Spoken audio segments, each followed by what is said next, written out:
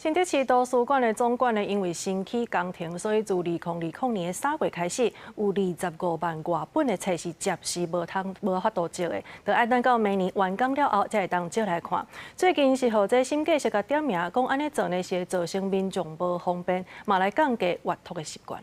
以上这些就是我们总图典藏的书籍部分。那我们现在就是在现场做整理。来到暂时放册的礼堂，会当看到规个堆甲满满时，数量实在真惊人。工作人员嘛伫咧赶工，甲册做好分类的工课。新竹市图书馆总馆因为当日新起工程，造成我25万本的册无法度互民众借，而且时间一拖就是6天。最近就互审计师提出纠正。 放在这里感觉蛮浪费的，而且还不知道会盖多久，会不方便。但是我们有其他的管道，像是电子书啊，然后其他的分管之类的，就是可以有其他的管道去借阅。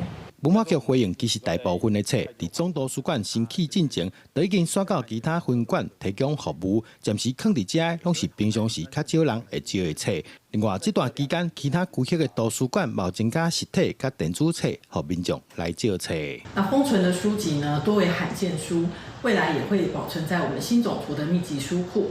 另外，在新总图新建期间，本市各图书分馆也持续添购实体电子书的馆藏，总量已增加约15万1000余册，让民众不受空间、时间限制，可以随时借阅电子书。文化局指出，根据统计，到2024年底为止，新竹市所有的图书馆加起来的册有94万800外本，用新竹市人口45万7000外人来计算，市民平均有2本以上的册通借。明年总馆完工了后，也继续增加数量，丰富民众阅读的资源。记者杜君豪，新竹报道。